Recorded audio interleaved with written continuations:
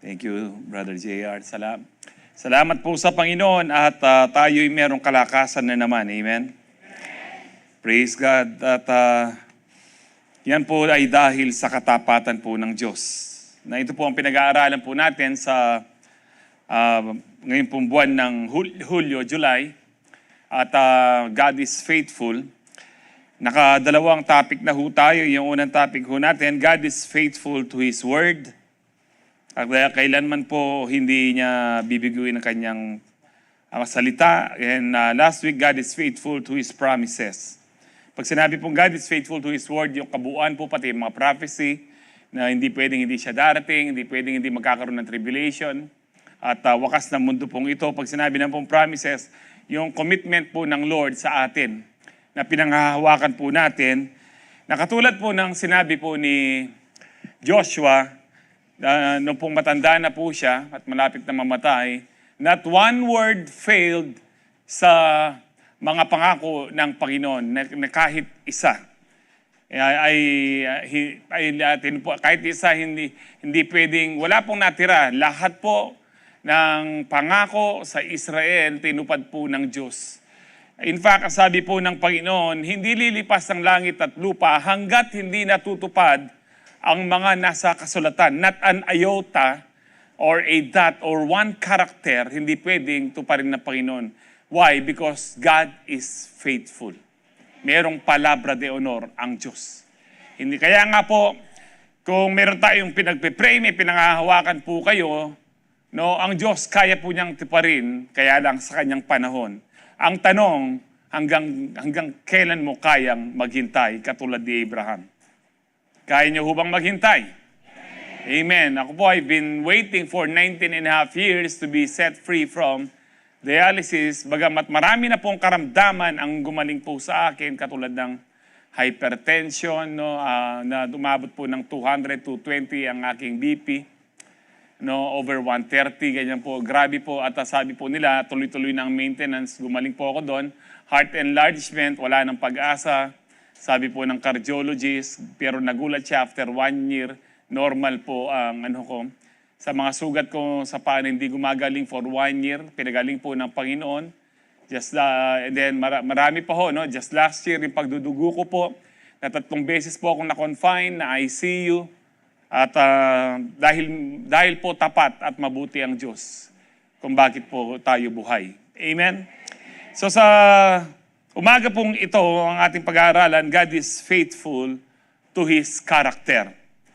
Pag sinabi pong character, ito po yung mga attributes o katangian po ng Diyos. Now, matanong ko po sa inyo, palagay nyo, ano po yung pinakamataas na attribute or character ng Panginoon? God is, karamihan po sa atin, narinig po, God is love. Pero did you know, in the Bible, isa lang po ang karakter ng Diyos na inulit-ulit. God is holy, holy, holy. Isaiah chapter 6 at saka po sa book of Revelations, no, sinabi po ng mga angels na umiikot po sa yan po, holy, holy is the Lord Almighty. The whole earth is full of His glory. Holy, holy, holy. Kahit po sa book of Revelation, holy, holy is the Lord God Almighty. Holy, holy, holy. Wala kang mababasang love, love, love. Wala kang mababasang faithful, faithful. No, I'm not degrading. Ito pong mga attribute ito. Lahat po yan ay nature. Katangian po ng Panginoon. Now, ang title po ng ating pag-uusapan, God is faithful to His character. So yung character niya na pagiging banal, matuwid, for being love, merciful, gracious, kind, passionate, generous, and so on and so forth. Tapat po ang Diyos sa katangian po niya yan. At hindi nagbabago po ang karakter. Para pong ang natin, karakter katulad po, ang isang example ng karakter ay mga alphabets. Karakter po yung mga yan. A, B, C, D, E, F, G. Punta ka ng Amerika, punta ka ng Europa, yung A pa rin, di ho ba? O nagbago na? Matutut ko pa yata. Pagdating ng gabi, yung letter A, letter B, ganun pa rin ho siya. Umuulan man, ano man ang mangyari kasi nga karakter. hindi siya nagbabago. Kaya kung ikaw ay Kristiyano, ang karakter mo na ngayon ay Kristiyano, kamukha mo si Kristo, hindi dapat yan nagbabago. Hindi ka lang mabait sa church. Kapag ikaw ay mabait sa church, paglabas mo, iba ka na naman, ano pong tawag doon? Hipokrito. Walang anak ng Diyos na hipokrito. Walang anak ng Diyos na Tupperware. Usulat pa ba rin Tupperware yan eh? Orokan na lang. No? Kasi po, kapag ikaw ay tunay na anak ng Diyos, kung mabait ka sa bahay, mabait ka sa church, mabait ka rin sa labas. Amen po ba? Hindi nagbabago dapat ang karakter. Ang Diyos po, tapat po siya sa karakter niya. Pero tayo po, kahit ayaw nating magbago kung minsan ang karakter natin, parang kanina, walang kape, medyo uminit ang ulo ng iba. Or kaya habang nagmamaneho ka, kinat ka rin naman, kaaga-aga ang luwang-luwang ng daan, no? Yung mga kamote driver, no? Umagang-umaga, umuutot na naman sila dahil sa kakakamote, uminit na naman ang ulo mo. Medyo nagbabago karakter po natin.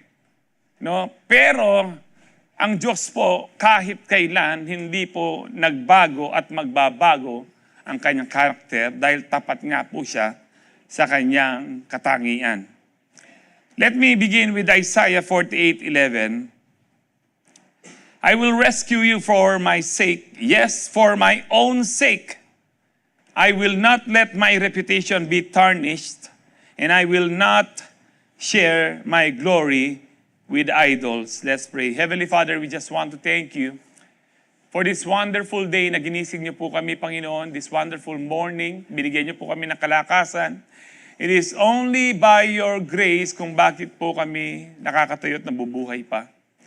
At alam po namin meron ka pang layunin sa buhay ng bawat isa, Panginoon. Ang dalangin po namin sa umagang ito, patuloy po namin kayong mapapurihan, maitaas sa aming mga buhay, maluwalhati, Panginoon. Narito po kami, Lord, we are gathered here as one family, Lord, to receive from your word. That's why, Lord, I pray, Holy Spirit, that you open the eyes of our understanding, maging po yung first-timer po namin. Lord, na makita po ng bawat isa kung gaano mo kami kamahal, makita po namin, Lord, kaming lahat, Panginoon, maging yung mga naka-online, kung gaano ka katapat sa aming buhay. Even at times we're faithless, you remain faithful, O God. Because you cannot disown yourself. You cannot disown your character. That's why, Lord, salamat po, Panginoon.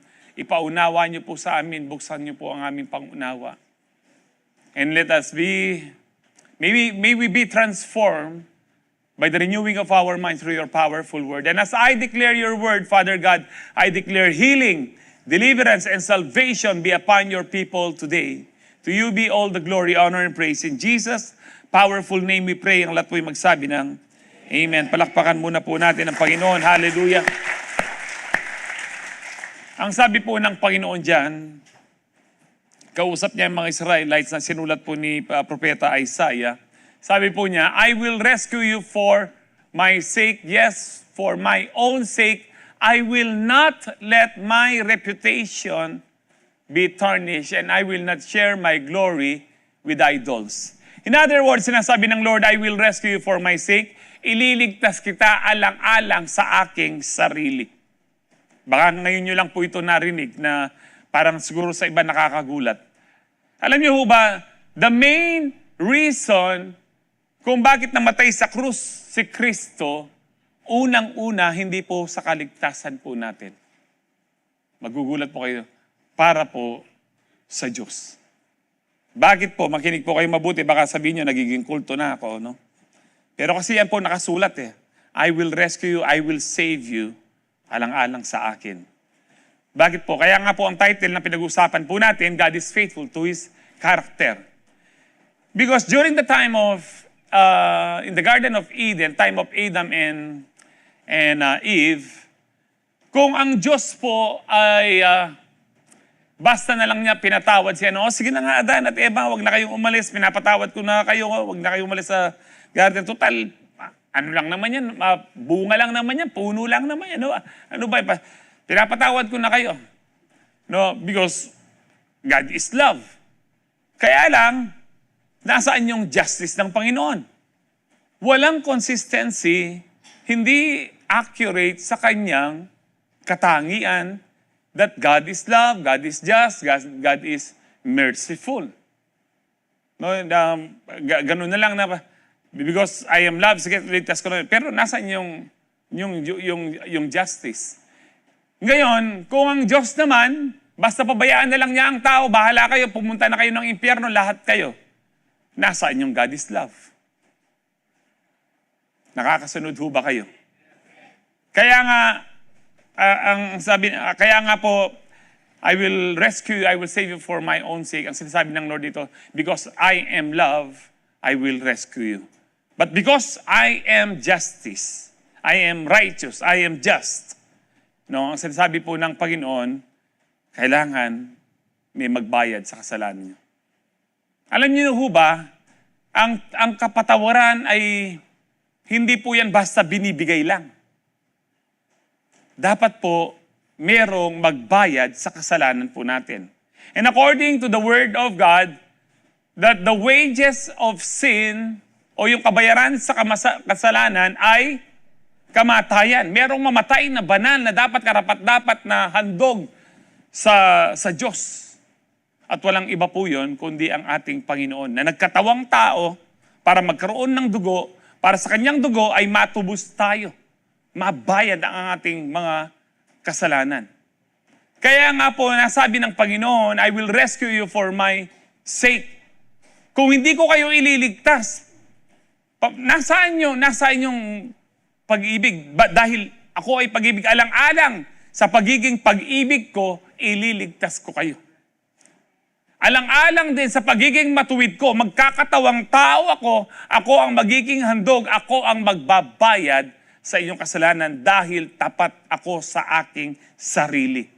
Tapat ako sa aking katangian. Na ako ay matuwid, ako ay pag-ibig. Naunawaan niyo ba? And actually po sa Romans chapter 3, yung pinakita natin kagabi, sa Romans chapter 3, yung pagkapako sa krus ni Kristo, it's a demonstration of God's righteousness. Tingnan niyo po ito. God presented Christ as a sacrifice of atonement, yung pagkapako niya sa krus. Atonement, ibig sabihin, kabayaran, covering sa ating kasalanan. Through the shedding of His blood, to be received by faith, He did this to demonstrate His righteousness. Ayan po, no? Because in His forbearance, hindi ko na po tatapusin. No, yung pagkapako sa krus ni Kristo to demonstrate po yung sino ang Diyos, na siya ay matuwid. Na hindi pwedeng patawarin po tayo, kailangan po may magbayad. Kailangan po may magbayad ng kasalanan po natin. And to demonstrate po yung pag-ibig, hindi lang po righteousness, yung pag-ibig, yung pagiging merciful, yung pagiging gracious ng ating Panginoon sa kanyang pong katalinuhan, ito po ang ginawa ng Panginoon. Na maging ang diablo hindi niya nakita, sabi ng Bible, kung alam ng kaaway na yung pagkakapako sa krus ni Kristo, ito yung tagumpay, no, ito yung tagumpay upang tayo'y maligtas sa ating kasalanan, hindi na dapat siya pinapako. Subalit wala pong nakaunawa sa salita ng Diyos dahil nakakip po yung mystery. And this is the mystery na ang Diyos ay magkakatawang taong upang siya ang mamatay sa krus ng Kalbaryo para po sa atin. Hindi ho ba napakabuti ng Diyos at napakatapat niya? Kung tayo ang Diyos, gagawin ho ba natin yon? Ako, sabihin ko po sa inyo, sa ugali ko, hindi ko po gagawin, titirisin ko pa yung mga taong yan. Sa tigas ng ulo-ulo nila, binastos pa ako, minumura, puro reklamo. Ano?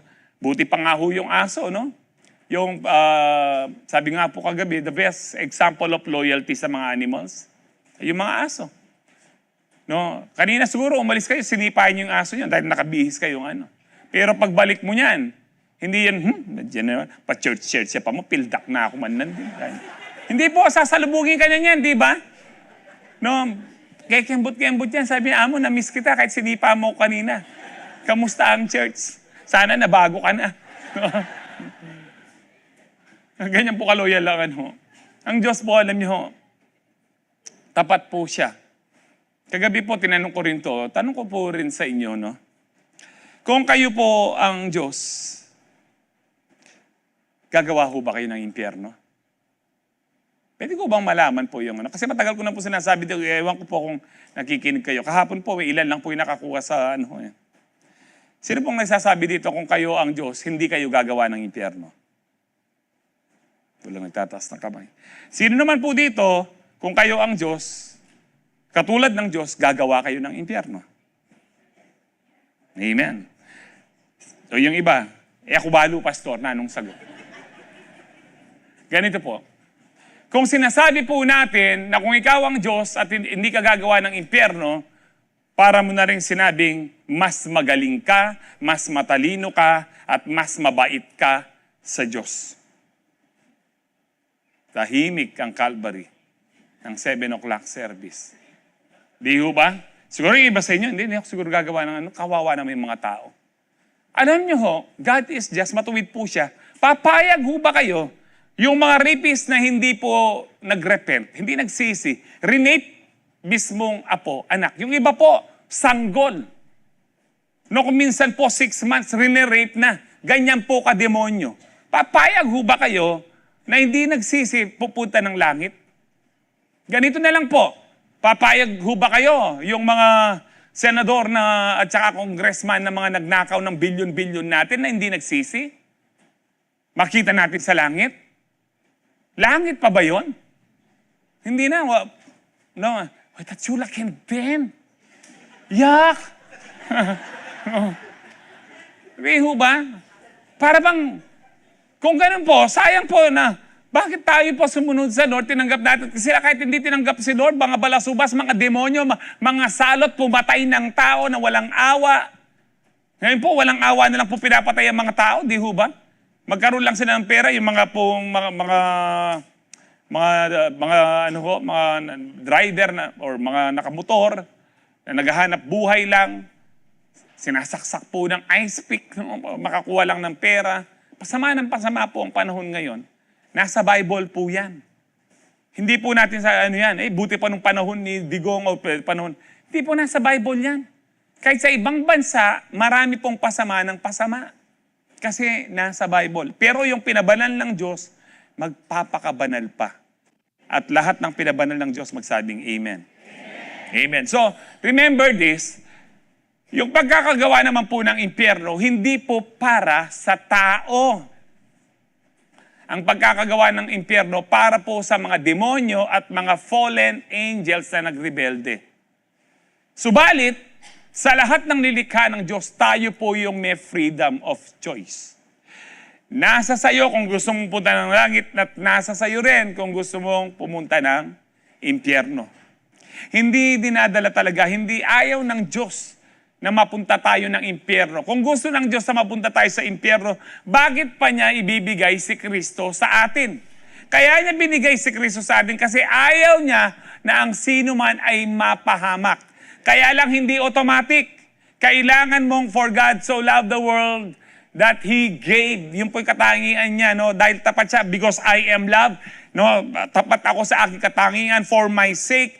Ibibigay ko si Kristo sa inyo. Ang sino mang manampalataya sa aking anak ay hindi na mapapahamak sa impyerno.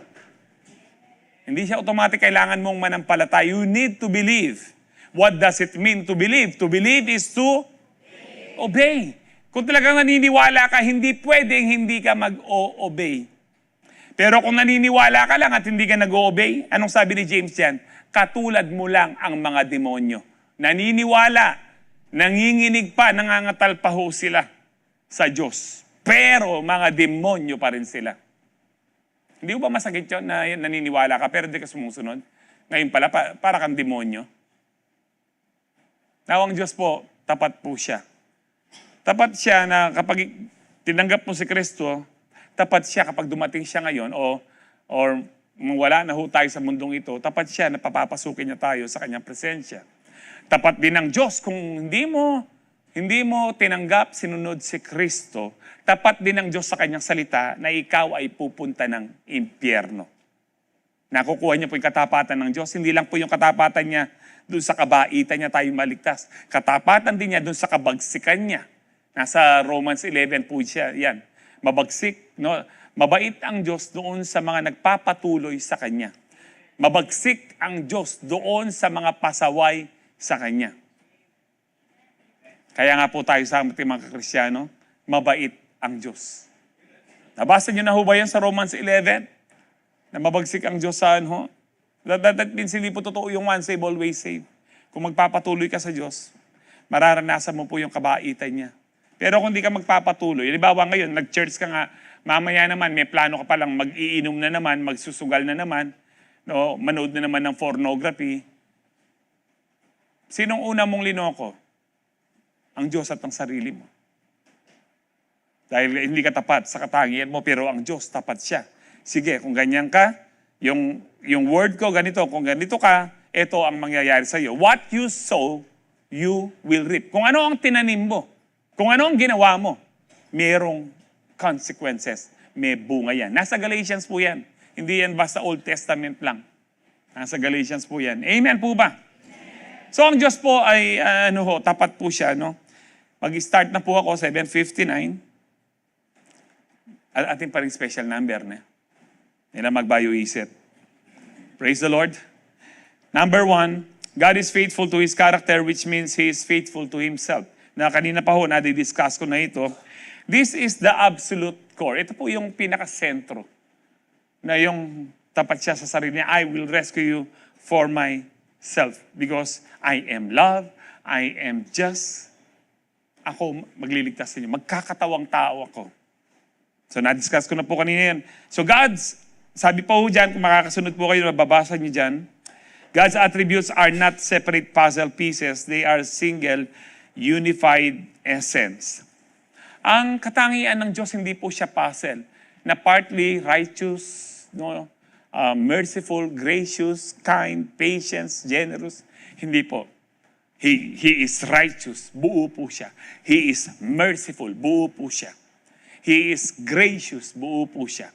He is just, He is merciful, He is patient, He is generous, He is kind, no, and so on and so forth. Buo po siya. Hindi siya parang pinagtagpi-tagpi lang. Laging buo po siya.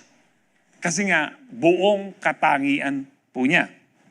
Acting against His character would mean destroying His own being, which is impossible. Kung kukontrahin po niya yung karakter niya, halimbawa po yung sinabi ko sa inyo kanina, sige nga na Adan, hindi ko na pinapatawad ko na kayo. That is against His character, na walang kabayaran. Yung kasalanan, papapasukin mo sa presensya mo, hindi pwedeng magsama ang kabanalan at ang makasalanan. Amen. So, kung ganun po mangyari, parang sisirain po ng Diyos, sinisira ng Diyos ang kanyang pagka-Diyos. Which is impossible nga. Last week po, naibigay po natin ang verse ito, 2 Timothy 2:13. If we are faithless, He remains faithful, for He cannot disown Himself. Na-define po natin ang faithless against unfaithful. Magkaiba po sila. Bagamat po sa Tagalog, binasa ko po yung ibang translation ko ng Tagalog, hindi tapat yung faithless. Pero actually, kung ako magtatagalog po, kasi yung faithless, hindi ka naman unfaithful. Kasi yung tinanong ko kay Google kung ano po yung Tagalog ng unfaithful, isa po sa Tagalog ng unfaithful is taksil. No, kung faithless ka, save ka. Yes, save ka. Kasi kahit faithless ka, nagkukulangan ka sa pananampalataya dahil meron kang takot, meron kang konting worry, nagwo-worry ka, pero loyal ka pa rin sa Diyos, siya pa rin ang pinagtitiwalaan mo. Di ba nararanasan natin yan? Nararanasan ko po yan. Sa mga ospital, parang nakita niyo pong matapang po ako. Hindi, natatakot din po ako. Pero linalabanan ko lang na patuloy ako nagiging loyal sa word ni Lord. Pinangahawakan ko, nagiging loyal, nagiging faithful ako kay Lord. Pero po yung pagiging unfaithful, ito po yung breach of trust. Na kapag sinabi mong unfaithful ka, ikaw ay taksil, infidel ka, parang sa asawa. Kapag nag-cheat ka, so naging unfaithful ka na. Hindi ka lang faithless, unfaithful ka na. So magkaiba po yung faithless.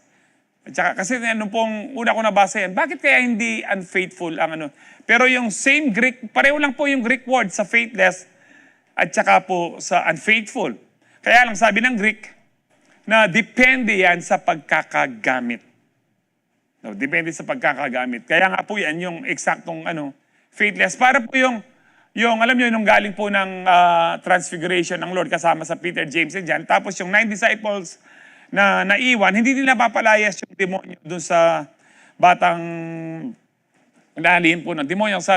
Sabi ng ama kay Kristo, kay Jesus, sabi niya, hindi po nila mapalayas ng alagad nyo yung demonyo sa anak ko, hindi nila mapagaling. Kung meron po kayong magagawa, if you can, please help my child. If you can, ang sabi ng Panginoon, na-insulto po ang Diyos. Na-insulto po ang Panginoon, sabi niya, if you can, kung kaya ko, everything is possible to those who believe. Ano pong sabi nung tatay? I believe, help my unbelief. Pinagaling ba ng Panginoon o hindi? Pinagaling niya kahit yung kanyang pananampalataya ay may halong unbelief. Why? Kasi nakatingin pa rin siya, umaasa pa rin siya kay Kristo, kay Jesus. Now, ang sabi ng Hebrews 12:2, kung ikaw ay nagkukulang sa pananampalataya, looking unto Jesus, the author or the starter and the finisher of our faith, the perfection of our faith is Jesus. Kaya nga po kapag nagdududa ka, looking unto Jesus, hindi ako pagbabayaan ni Lord. Mahal ako ng Panginoon. Actually, ito po yung prayer ko nung pong dinala po ako sa National Kidney Institute, yung po 2007, na first time kong mag-dialysis. Sabi ko, Lord, ang dami kong kasalanan sa inyo. Tagal nyo na ako tinatawag na para magpastor. Ayoko kasi mukha akong pera. Gusto kong yumaman muna. Pero instead na yumaman, marami pang utang. Actually, ang daming. Pero, Lord, alam ko, kahit ganito ako, kahit balasubas ako, kahit lamaran ako, mahal mo pa rin ako. Which is true. Kahit lamaran ka, mahal ka ng Diyos. Amen. Kaya nagsisi po ako para maranasan ko yung pag-ibig ng Diyos. Nagsisi ako. At naranasan ko po hanggang ngayon, nararanasan yung pag-ibig ng Diyos. Hindi niya ako pinabayaan, hindi po kami nagkukulang kahit noon po, nasa more than 2 years pa lang na maayos ang PhilHealth ngayon, na halos libre ang dialysis. Pero noon po, maririnig ko po yung mga kasama kong nagda-dialysis, wala nang pag-dialysis, mamamatay na lang. Dahil ang pila po nila sa PCSO, kulang ang paghingi nila sa mayor, kay nanay, no, kilala niyo, sa gobernador, no, kay Nanay Pineda, retang tatayake kayo, netong piyang, no. No, kulang pa, pero nakita ko po ang Diyos ay tapat. Dahil kahit medyo, meron po akong marami po akong kasalanan. Pero tinanggal ko yung duda ko na mahal pa rin ako ng Diyos at alam ko, iingatan niya ako. Kung bakit po ako buhay ngayon, 19.5 years na, dahil tapat ang Diyos sa mga nanghahawakan sa kanyang pangako. Manghawakan ka lang, kapatid. Amen. So kung kulang ang pananampalataya mo, looking unto Jesus, tumingin ka lang sa Panginoon. Kagaya si Peter, nung tinanggal niya yung pagkakatingin kay Lord, nung lumakad po siya sa tubig, no, lumubog siya kasi tinanggal niya. Pero habang lumalakad tayo sa ating buhay na punong-puno ng pagsubok, tumingin ka lang kay Lord. You will rise above your problems. You will surely be victorious sa mga problema mo. Looking unto Jesus. Kaya nga po, alam niyo po yung awit natin na masarap pong awitin ito. No? Pabayaan niyo pong umawit muna ako sa umagang ito at para mamaya medyo presko tayo. Turn your eyes upon Jesus. Look full in His wonderful face. And the things of earth will grow strangely dim in the light of His glory and grace. Turn your eyes upon Jesus. Huwag sa problema. Yes, parang pag ang problema tinitignan mo na ma-magnify, pero pag tinignan mo, you magnify the Lord. You magnify His goodness, His love for you. Magtatagumpay ka, kapatid. Because God is faithful to His character. He can never, ever, hindi niya pwedeng itaksil ang kanyang sarili. Hindi niya pwedeng itatwa ang kanyang sarili. You can rest. God will never betray His own nature. Because God is faithful to His character, we don't have to live in fear. Hallelujah. His nature guarantees His promises. Ang Panginoon po hindi lang siya nagtatapat sa atin, kundi siya ay tapat. Siya mismo ang tapat. No, para po maunawaan nyo, tingnan po natin ng Revelations 19:11. Then I saw heaven opened and a white horse. Iba po yung white horse dun sa 4 horses dun sa unang chapter ng Revelation sa mga, I think chapter 5 or chapter 6. Pero dito, white horse din po ang gamit ni Lord. No, kaya nga po kagabi, may nagtatanong, meron bang animal sa ano? Or nasabi ko pala, nakikita ba natin ang ating pet sa langit? I think makikita natin kasi merong horse eh. May kabayo. Alam nga naman, puro kabayo lang ang nandoon, di ho ba? Kaya sabi ko, no, at meron na po ako napunod nung pong napunta po daw siya sa langit dahil namatay po siya ng ilang minuto sa operating room. Nakita po niya na sumalubong po yung favorite pet po niya. No, yung pong nakakausap niya. Di ho ba nung una nakakausap yung animals? Hindi niyo po ba alam yon? Si Eva, sinong kausap niya? Di ba ahas siya? Nagsasalita. Hindi siya nagulat. Magsalita ka? It's a miracle. I do believe ang mga animals po nakakausap po ni na Adan. Actually po, nung panahon ni Balaam, binalik po ng Lord na magsalita yung donkey. Naalala niyo yung donkey na lagi niyang nilalatigo? Sabi niya, ano ba ginawa ko sa iyo? Ilang taon na kita pinagsaservisan, bakit mo ko nilalatigo? Si Balaam hindi po nagulat, ba't nagsasalita ka? No, alam niya, propeta siya, pero hindi Israelite si ano. Kasi nga, pinapaano ni Balak, ang balak ni Balak, sumpain yung mga Israelitang dumadaan sa kanyang, pero sabi ng Lord, propeta, tama ba? Baliktad. Sa Balaam, si Balak ba ang propeta? Si Balak atay may propeta, no? Anyway, takalingwang ke. Basta, yun po, dalawa yung karakter dyan, si Balaam tsaka si Balak, no? Anyway, ano po yan, nagsalita po yung donkey, no? Pinasalita niya na, hindi niya, sabi na, ba't mo ko pinaparusahan? Tapos bigla na lang nakita niya yung angel of the Lord, merong sword. Papatayin na pala itong propetang ito na matigas ang ulo. Naalala ko po yung kwento, no, na noong unang panahon daw po, no, madilim, no, dito sa, di ba puro kalesa lang noon, walang tricycle. Alam niyo po yan? Kalesa lang. Meron pong umuwi na gabi na, galing sa hospital, nurse po siya. Sabi niya, saan ka iha? Dito po sa bandang Minepo sa Kutkut po. Alam niyo po yung Kutkut, di ba may cemetery dyan? Sabi niya, hindi kita mahatid doon. Kanya, meron daw aso na tumatayo, nagsasalita kanya. Maawa na po kayo, konsensya niyo po kapag napahamak ako, narip ako. So sa ano nang matanda, sabi niya, sige na nga, hinatid po niya. So nung pagbalik po niya, meron pong nagpara. Yung aso nagpara. Tumayo, para. Sa takot po ng matanda, niya, dali mo. Di ba sa Angeles Electric, medyo maano na po. Pagdating niya sa electric, nagpahinga po siya. Dahil maliwanag, kanya. Diyos ko, yan, ko pa nakita, kaya asong magsalita, lumingon yung kabayo, andiyan nga ako, boss, kanya.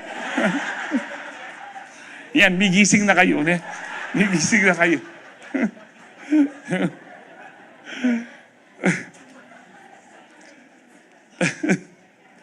Now, sabi niyan, its rider was named Faithful and True. Ang pangalan, isa sa pangalan ng Panginoon, Faithful and True. Kapag ikaw ay totoo, hindi pwedeng hindi ka faithful. Kapag faithful ka, dapat totoo ka. Hindi mo pwedeng sabihin ako tapat ako sa asawa ko pero hindi ako totoo. Hindi ka rin tapat nun. Dapat kung tapat ka sa asawa mo, totoo ka rin. Wala na mag-amen makanya ba ita, pastor? Makanya niya. Kaya nga po, faithful and true po ang Panginoon. Because His name is faithful and true, you can trust His justice today and His promises forever. Naalala niyo yung nangako si Lord kay Abraham? Noon po, para sa panahon po ng Bible times, lalo na nung panahon ni Abraham, wala pong dokumento na, ito yung kasunduan natin, panotaryo natin. Wala magnotaryo nun, wala pong lawyer. Ang ano lang po ng tao nun, word of honor. No? Yung word of honor, magkakamay lang sila. Pero sa mga Hudyo po, nung meron ng Israelite, ang kano po nila, yung pong parang magpapalitan ng tsinelas. Yun na po yung covenant po nila. Pero panahon ni Abraham, no, salita lang at panunumpa. At dapat kang sumumpa sa greater. Di ba sa atin po, merong ganyan, man, alin sasabi kong totoo, peks man, matiyaya po ko. Amo po, di ba? Ganyan. Mamatay man ang lola ko, mamatay man ang asawa ko, ganyan po. Nangangako ka na hindi lang sasabihin mo na meron. Kasi ang sinasabi mo nun, kaya nga peks man, ang ganyan kaya atin dyan, ano yung peks man eh. No? Ano ba yung superhero? Parang Superman, peks man. Ayun, no? Anyway, ang Diyos po sumumpa sa kanyang sarili dahil walang mas mataas sa kanya. Noon po sumusumpa ang tao para patunayan niya na meron siyang word of honor, sumusumpa siya sa mas mataas sa kanya. Sa tatay niya, sa kanyang Pharaoh, sa kanyang hari, o sa Diyos, o kaya sa templo. Basahin po natin, sabi po sa Hebrews 6:13-14, when God made His promise to Abraham, since there was no greater for him to swear by, walang mas mataas sa kanya na pwede siyang manumpa, he swore by himself. Parang lang sabihin niya kay Abraham, tumututo ako sa pangako ko, sa salita ko. Sinusumpa ko sa pangalan ko, sa sarili ko, na I will surely bless you and give you many descendants. And history na po ang lahat. Nandyan po ang Israel. Kaya po totoo ang Bible. Totoo ang salita ng Diyos. Nandyan po ang Israel. If God stakes His own name on His word, you can stake your whole life on it too. Kung tatagulugin ko po ito, ganito siya. Kung tinaya ng Diyos ang kanyang pangalan sa kanyang salita, pwede mo ring itaya ng todo ang iyong buhay sa kanya. Yun po ibig sabihin ng stake. Hindi po yan yung medium rare, no? Yung steak para pong sweet steak. Parang mabilis na swerte. You know? Kaya nga po kung tinaya ng Diyos, no? Tataya ko pa bang sweet steak yan eh? Nyamanaya kayong number? Ito. Apulo no rin number ko. Loto niya pala yung kaya yan eh. Minsan alam niyo po, nasa Nepo ako. No, yung pong nakatayo ka lang sa gate dahil ewan ko ano ba ginagawa namin misis ko sa ano, pero lumabas na po ako dahil matao.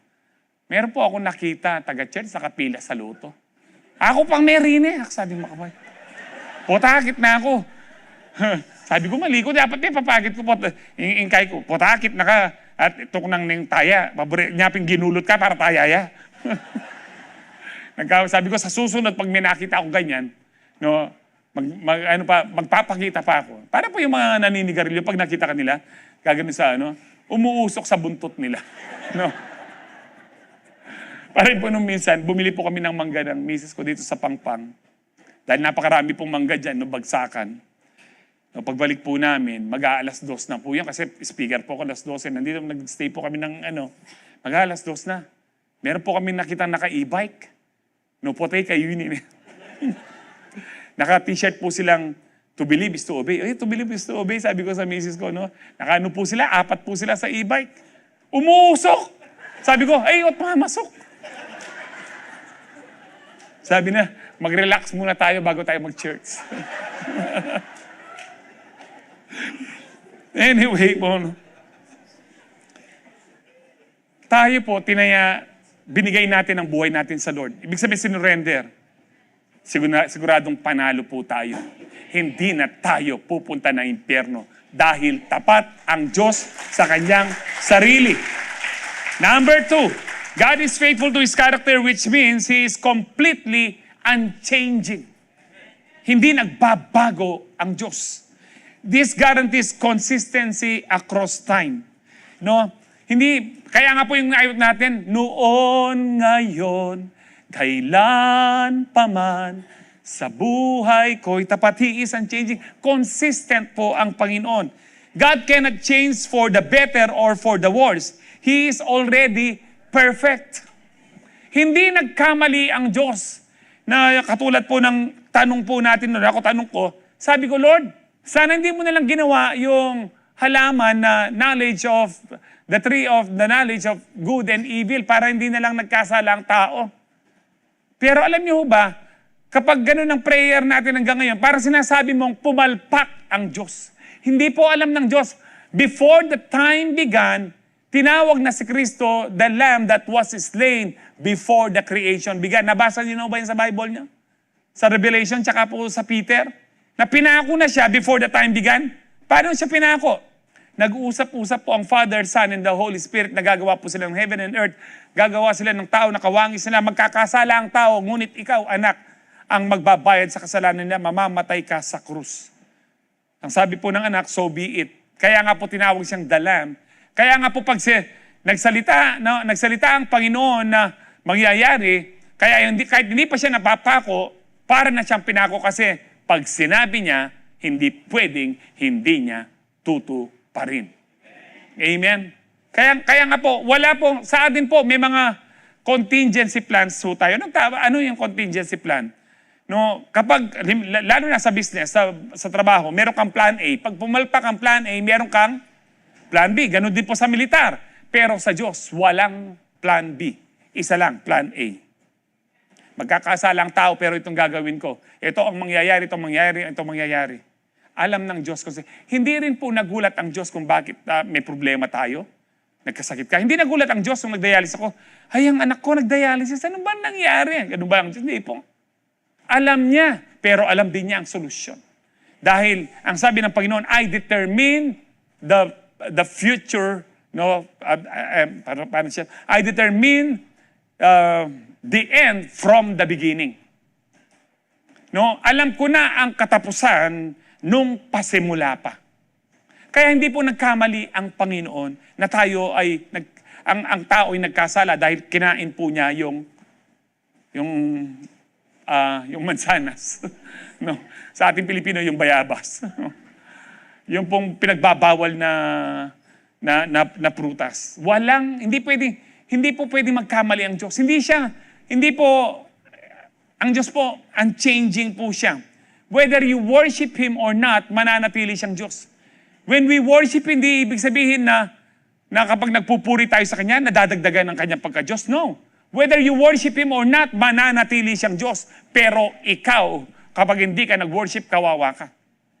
Because you and I were created to worship Him. That means to serve Him. Because yung pong talagang pinakamalapit na synonyms ng worship is serve. Kaya mababasa niyo kung minsan sa Bible niyo, sa ibang translation, worship the Lord your God. Pupunta ka sa ibang translation, serve the Lord your God. Because ang tunay na worship ay pagse-serve sa Lord. Hindi lang umaawit. Yung singing and dancing before the Lord is just one form of worship. Pero lahat ng forms of worship, tinatawag yan na pagse-serve sa Lord. For His glory. We were created to serve Him for His glory. Amen. So hindi po nadadagdagan ang pagka-Diyos ng Diyos kapag ikaw ay sumusunod. Mananatili siyang Diyos. Wala nang pwedeng idagdag o ibawas sa Kanya. Consistent po ang power niya. Consistent po ang Kanyang love, ang Kanyang pong mercy, Kanyang patience, ang Kanyang generosity sa atin. Because His nature is locked in eternity, His faithfulness never fluctuates or decays. Tayo po nagpa-fluctuate. Siguro ngayon, no? Sino po dito ang di nagalmusal katulad ko? Pastor, lagwa mo, maranap na ako. Yan, mag-fluctuate na kanya ng kain. Alam mo po ang ganyan? Meron po kami kasamang pastor, hindi ko nasasabihin ang pangalan niya, no? Baka mahulaan niyo. No? Pagkasama po namin siya, at lalo na kapag siya nagda-drive, gutom na po siya, ay iba na, magpe-pray ka na. Nung minsan, kakasal ako, sinama ko po sila. So, po siya po yung nagda-drive. At napansin ko po, dikit-dikit na po yung poste. Sabi ko, akin na yung donut, kaya ko subuan mo. Nung sinubuan po ng donut, medyo bumagal na. Nagpa-fluctuate na. Kala niyo po kahit may mga pastor, no? Kung minsan gutom lang, nagpa-fluctuate yung karakter mo. Pero ang Lord, kahit minsan hindi ma-fluctuate ang karakter ng Lord. Hindi mo magugulat ang Diyos. Kahit ang demonyo, kahit si Satanas, hindi niya magugulat ang Diyos.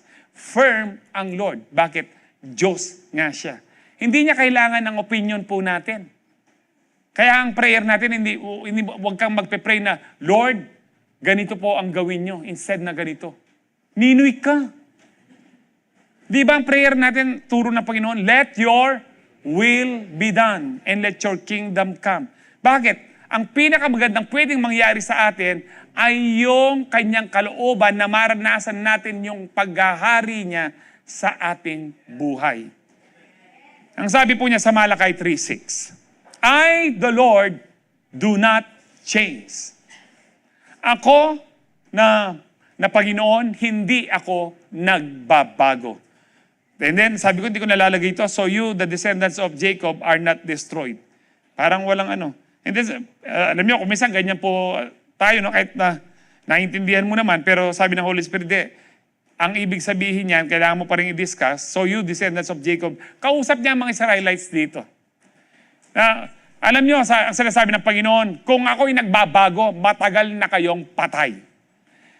Dahil hindi ako nagbabago, kaya hindi pa kayo destroyed. Kaya nandyan pa kayo, yung lahi ng mga Israelita, kayong mga Hudyo, nandyan pa kayo dahil hindi ako nagbabago. Hindi siya nagbabago. Saan? Doon sa kanyang pangako kay Abraham na magiging maraming kanyang lahi. Pangako niya kay David na sa lahi ni David lalabas po ang isang hari na si Jesus po. Tapat po siya sa pangako niya kay David at kay Abraham. Hindi ako nagbabago, kaya hanggang ngayon kayong mga Hudyo, kahit tigas ang ulo nyo, buhay kayo. Now, ano ang problema ng mga Hudyo dito? Pag sinabi pong, tingnan niyo po, Malakay 3:6. Pagtapos ng verse 6, ano pong susunod? Verse 7. Very good, children. Now, move forward. After 7, very good, children. After 8, after 9, ano ang 10 ng Malakay 3:10? It's about tithing. Oh. Ngayon, yung nagtatanong, hindi na usong tithing ngayon. Anong sabi ng Lord? I, the Lord, do not change. Basahin natin ng buo. Basa. No? Ever since, pagtapos po ng 6, no? I, the Lord, do not change. Kaya hindi pa kayo patay. Ever since the time of your ancestors, you have turned away from my decrees and have not kept them. Return to me, magbalik kayo sa akin, and I will return to you, says the Lord God Almighty. But you ask, sabi ng mga Israelita, how are we to return? Verse 8, no? Will a mere mortal or will a mere man rob God? Nanakawin ba ng tao ang Diyos? Yet you rob me, sabi ng Panginoon, ninanakawan niyo ako. Saan? But you ask how you are robbing, saan? In tithes and in offering. And then verse 9, ang sabi ng Panginoon, you are under a curse, your whole nation, because you are robbing me. Dito papasok ang verse 10. Bring the whole tithe. Ano yung context ng una, verse 6? Ngayon, kapag sinabi mong hindi na tayo dapat nagtitithes kayo, para mo nang sinabing nagbago na ang Diyos. Alang amen? Alam niyo mo, minsan yun sa Facebook, pinapatulang ko, hindi na usong tithing kanya. Binigay ko po yung mga verse na yan. No? At hindi na umimik, hindi niya ako pinansin. Hanggang doon sa nag-post na naman siya, inano ko na naman, sasabi ko, mukha ka talagang pera ka ako. No? Kung sinasabi mo, kung ayaw mo ng tithes, ikaw ba ay nagbibigay above 10% or less 10%? Kung ikaw ay nagbibigay ng less 10%, mukha kang pera. Kasi kung hindi ka naniniwala sa tithes, because we are under the grace now, not under the law, yung grace mas mataas sa law. Dapat mas mataas ang bigay natin under the grace of God, above 10%. Kung ayaw mo ng tithes, dapat above 10%. Kung sinasabi mong wala ng tithes ngayon, kasi gusto mo lang mas mababa sa 10%, demonyo ka. Kasi mas mataas ang grace kesa sa law. We are under the grace, not under the law. Ay sige, pastor, magbalik tayo natin tithes. Pero dito po sa church natin, actually, hindi po talaga, yung tithing, ito lang po yung standard. Pero ito talagang tinutulak po natin dito, generosity. Generous giving, katulad po sa Book of Acts. Ibinigay nila, hindi 10%, yung lahat ng kaya nilang ibigay para makapag-start ang church. Salamat po silang amen. Yun ang mandala rin perang na rin. Ginagawa mo ba yung pastor? Binata pa po ako, more than 10% ang binibigay ko. More than 20% po ang binibigay po ng aming misis. Kahit ano po ibigay ko, minsan binigyan ka ng ganito. Nung binigyan po ako ng Lord ng sasakyan, that is, noon po, nasa 1.6 million po ang sasakyan na ito, tinights ko po yun. Hindi ko po nabuo, pero dinadagdagan ko hanggang mabuo ko po, pinalagpas ko pa ho doon sa 20% na pinapangako ko po sa Panginoon. Ano po nangyayari? Hindi po kami nagkukulang. Hindi po kami pinabayaan ng Lord. Nag-dialysis, sa negosyo, daming utang, pero binago po ng Lord ang aming mga sasakyan. Naging 2 pang sasakyan po namin. Ang aking mga anak, sabi ko, Lord, ayoko mag-aaral sa public school ang aking mga anak. Nagtapos po sila sa private school. Yung isa sa kalooban po ng Lord, mag-medicine po, mag-start na po siya ngayong July 27. Sa biyaya po ng Panginoon. Pastor, kasi meron kang pamilya sa Amerika. May pamilya sa Amerika o wala, ang kumikilos, ang Diyos. Marami akong kakilala, may kapatid sa London, may kapatid sa Amerika, may kapatid sa Australia, pero pinapabayaan. Bakit? Hindi tapat sa Diyos. Kung tapat ka sa Diyos, kahit yung pinakakuripot na taong kakilala mo, gagamitin ng Diyos. Parang yung uwak, ginamit ng Diyos. Yung pinakamatakaw na ibon, ginamit ng Diyos para pakainin si Elijah. Kung ikaw din ay tapat sa Diyos. Amen po ba? So ang Diyos hindi nagbabago. Kaya pag sinabi mong hindi na uso ang tithing, para mo nang sinabing yung Malakay 3:6, hindi na siya totoo. Ako ang Panginoon, hindi nagbabago. So may tithing pa ba o wala na? Meron, maliwanag po. No? Kaya hindi na po natin dapat yan pinag-usapan. Alam niyo po, pag pinag-uusapan yung pera, yung issue talaga dyan, hindi pera. Puso, mukhang pera. Amen. So because God never changes, you will never be abandoned. What He promised yesterday, He will keep today. James 1:17, every good and perfect gift, ang sabi po dito, is from above. Lahat ng magaganda at ganap, perfect gift. Mabubuting na blessing ay galing po sa Lord. Kaya nga po yung karamdaman, kahirapan, hindi po yan galing sa Lord. Bagamat kuminsan pinapayagan po ng Lord, kuminsan consequences po. Katulad po ng pagdadialysis ko, consequences po ito ng kasalanan ko na pinabayaan ko po ang health ko. Kaya wag mo sisihin ng Lord, Lord, bakit bitas ko sugar? Nakakatakot chocolate, panyalikot ka pag ingulon mo. Ayaw mo nang lagay sa rep kasi nahuhukay sa rep, nakikita.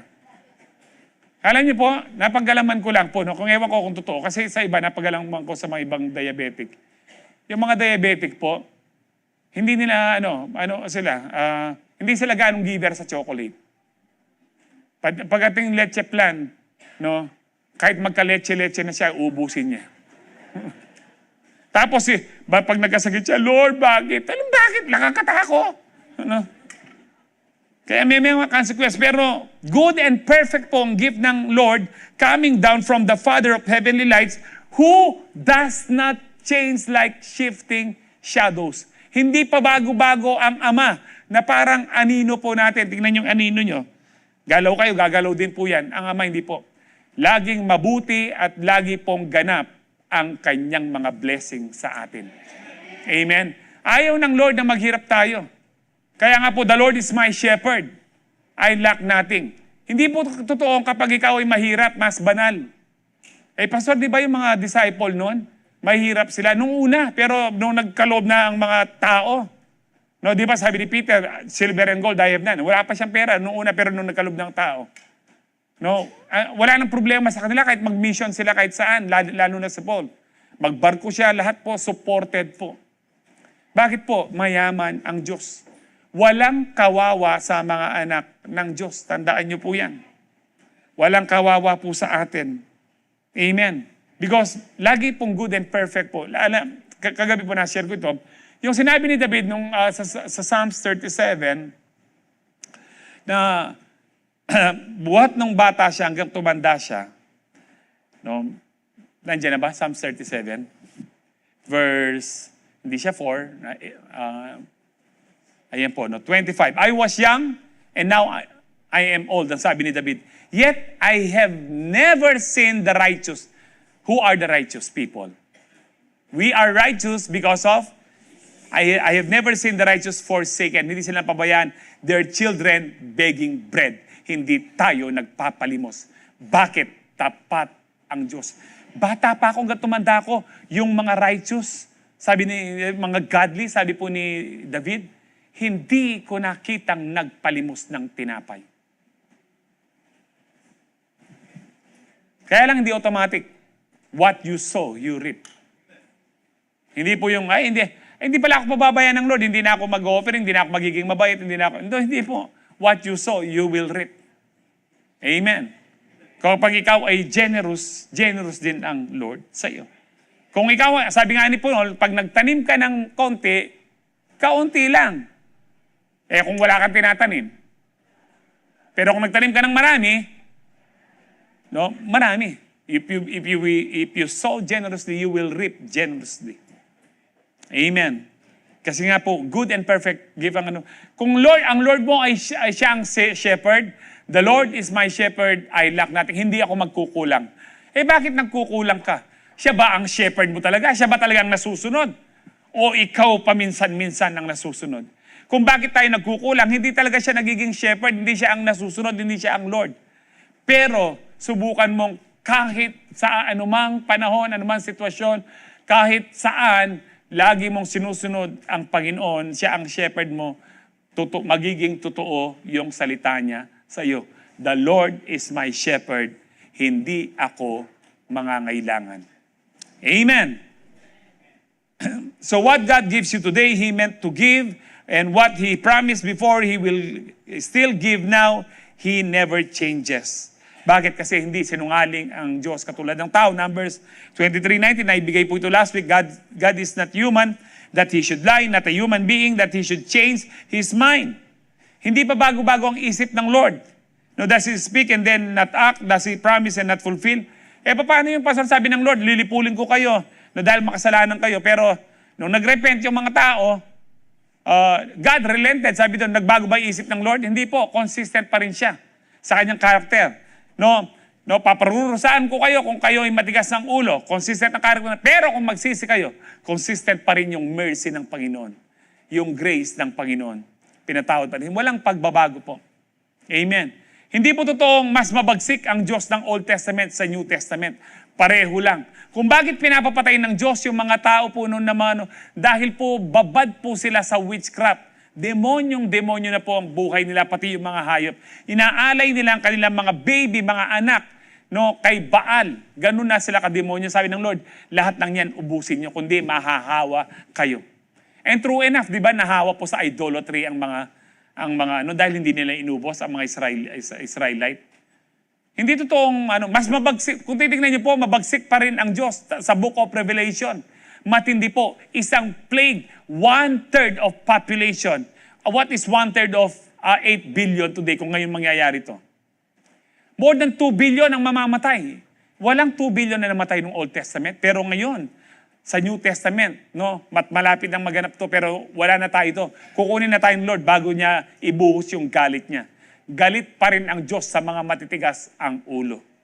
You don't have to worry about God's wrath, because you will never experience God's wrath for as long as you follow Jesus. Hindi natin problema ang galit ng Diyos. Yung galit ng yan para sa matitira sa mundong ito na matigas ang ulo. Para po sa mga pasaway. Amen. So God's word isn't maybe, it's guaranteed because His nature doesn't change. Bakit po? Kasi nga si Jesus, sabi po ng Hebrews 13:8, Jesus Christ is what? The same yesterday, today, and forever. Kung nagpapagaling po siya noon, nagpapagaling pa rin siya hanggang ngayon. Kung mabuti siya noon, mabuti pa rin siya hanggang ngayon. Hindi nagbabago ang Diyos. Amen. Kung tapat ang Diyos noon, tapat pa rin siya ngayon at magpakailanman. Amen. In a world that keeps shifting, you can anchor your life to a Savior who never changes. Last point. God is faithful to His character, which means He is the standard of ultimate truth. Siya po yung standard sa kung ano talaga ang totoo. disconnects His internal character and His external actions. Kung ano yung karakter ng Diyos, pinapakita niya sa kanyang mga gawa. Hindi hipokrito ang Panginoon. Truth is not a standard outside of God that He must follow. He defines truth. He is the truth. Di ba sa Revelations? His name is called what? The faithful and true. So He is the truth. His promises are unbreakable because a breach of promise would create a cosmic falsehood. Kapag isa lang ang hindi tinupad ng Lord, yung araw baka hindi na sumikat. Hindi na magpapatuloy yung salita niya na araw-araw sisikat. Sa bawat pagsikat ng araw, sariwa ang kanyang pag-ibig, dakila ang kanyang katapatan. No? Pero hindi mangyayari po yun. Bakit ho? No? Si Lord po ang katotohanan. Sinabi po niya sa John 14:6. Alam niyo pa ho ba yun? I am the way, the truth, and the life. Hindi niya sinabi yan, I am one of the ways. Isa ako sa mga paraan. Isa ako sa katotohanan. No, I am the truth. Alam niyo po, nung sinabi po ni Pontius Pilate kay Jesus, what is truth? Hindi po sinagot ni Jesus. Bakit? Kapag sinagot ni Jesus si Pilate, what is truth? Hindi na maipapako sa krus si Kristo. Dahil nalaman ni Pilate kung anong katotohanan, na si Kristo pala ang katotohanan, siya ang buhay, siya yung daan. Sasabihin niya sa mga Hudyo, no, dahil may power siya, hindi ko papayagan na mapako si Kristo. Siya ang katotohanan. Siya ang tunay na hari ninyo na rinireject nyo. Pero hindi umimik ang Lord. Kaya nga ayaw mong sumagot. Ang sabi po niya, no? Lumabas siya. Nang sabi niya, wala akong nakikitang kasalanan dito at nagpadala ng mensaheng misis niya kay Pilate, wag mong gagalawin yung taong yan. Sabi niya, nag-suffer ako sa aking panaginip, no? Muntik nang mabangungot. Pero, ganun pa man, lumakas ang boses ng tao, crucify him, crucify him. Sabi niya, sige, yung kanyang dugo ay mapapasa inyo. Let his blood be upon us and his children, ang sabi po ng mga Hudyo. No? Kaya nagugas po siya ng kamay. Pero kung sinabi ng Panginoon yung katotohanan kay hindi siya mapapako sa krus. Hindi tayo maliligtas. Kaya nanahimik po ang Lord. Pero ngayon, hindi na tayo dapat tahimik. What is truth? Jesus is the truth. Amen. Ano pa ho? Yung kanyang, sabi ho dito, in a changing world, Jesus is the constant truth. Amen. Ang mundo pong ito, sabi nga po ni Jose Marichan, yung kanta niya, alam niyo po yun, constant change. Para po nagko-contradict, constant, pero nag-change. Pero si Jesus, constant po siya. He is the same yesterday, today, and forever. He is the same. Siya pa rin yung truth noon, siya pa rin ang truth ngayon. John 17:17, sanctify them by the truth, no? Linisin mo sila, pabanalin mo sila sa iyong katotohanan. Your word is truth. Kaya kung minsan po kailangan natin, or hindi ko minsan, dapat araw-araw nagbabasa tayo ng Bible. Because whenever we read the Bible, nalilinis tayo. Nanood tayo kung minsan nanood tayo ng TV, may mga pagmumura dyan. Napanood na naman natin yung dating presidente na nagmumura, yung anak niya nagmumura, napopollute ka. At nadudumihan ka. Narinig mo na naman yung impeachment, nangungonsumisyon ka, nadudumihan ka. Read the Word of God. No, because the Word of God will sanctify you again. Again and again. So we don't measure God's Word by our world. We measure our world by God's Word because His truth never changes. Ang sabi po nila, no, yung Bible hindi na relevant ngayon. Hindi na yan ang katotohanan. Depende na yan. Sa iba, sige, katotoo yan. Parang sinasabi nilang, narinig nyo na ba ito? Sabi nila, truth is relative. Depende yan. No, truth is not relative. Truth is truth. Whether noon, ngayon, at bukas, truth will remain truth. Hindi magbabago si Kristo. Hindi rin magbabago ang kanyang salita. Proverbs, last verse na lang po ito before we take the Holy Communion. Proverbs 19:21. People might make many plans, ang sabi po dito. But what the Lord says is what will happen. Marami tayong planong, sabi po dito na tayong mga tao, pero kung ano ang sinabi ng Diyos, Yun lang ang mangyayari. Ano po ang ibig sabihin yan? You can trust God's word more than your plans. Because His truth is the one thing that will always come to pass. Ano pong ibig sabihin yan? God's word has the final say. Ang final word, final say, si Lord. Parang pong nung si Jairus. Naalala niyo si Jairus? Sinulubang niya ang Lord sa dalampasigan. Sabi niya, Lord, puntahan mo anak mo ko, lay hands mo para mabuhay. Dahil terrible po ang kanyang karamdaman, mamamatay na siya. Tarang, sabi ng Lord. Habang lumalakad ang Lord, napakaraming tao, masigip. Yung babae po, nakipagsiksikan na 12 years ang dinudugo. Gumaling po siya dahil nahawakan niya yung nalayan ng Panginoon. Kinausap muna niya ang Lord, na-delay. So habang delay, kausap ni Lord, dumating yung mga kapitbahay ni Jairus. Sabi niya, huwag mo nang gambalain ng guro. Bad report ang dala po nila. Patay na ang iyong anak. Biglang lumingon ng Lord. Sabi niya kay Jairus, Jairus, do not fear, only believe. Anong sinasabi ng Lord? Jairus, hindi ang mga kapitbahay mo ang final say. Hindi ang kamatayan ng anak mo ang final say. I am the final say. Because I am the truth. I am the standard for the ultimate truth. Kung meron man po sinasabi ang diablo ngayon o yung doktor sa inyo, sabi ng doktor po sa akin years ago, sabi niya, Manny, anytime mabubuwal ka na. Pero sabi ko kay Lord, hindi po siya ang final say. Kayo ang final say. Sabi ng Lord, kung gayon, katulad kay Jairus, do not fear, only believe. Hanggang ngayon, buhay pa po ako 19 and a half years dahil ang final say ng buhay ko, ng buhay nyo, ay ang Lord. Sinasabi siguro ng mga tao sa inyo, wala ka ng pag-asa, ganyan ka na lang. Hindi sila ang final say. Ang Diyos ang final say. Sinabi ng Lord, pinatawad na kita, pinagpapala na kita, bagong nilalang ka na. Ang final say sa buhay mo, hindi yung kapitbahay mo, hindi yung asawa mo, hindi yung kakilala mo. Ang final word, ang final say, si Lord. Anak, pinatawad na kita. Ikaw ngayon ay anak ko, pinagpapala na kita. Iingatan kita hanggang sa tumanda ka. Ako ang mag-iingat sa'yo. Ako ang may final word para sa'yo. Panghawakan mo ang aking salita dahil tapat ako sa aking sarili, sa aking katangian. Tapat ako sa aking salita. Tapat ako sa aking pangako. I am the final word. Amen. So you are blessed beyond measure. Tayo po lahat ay tumayo. Tatanggap po tayo ng banal na hapunan po ngayon.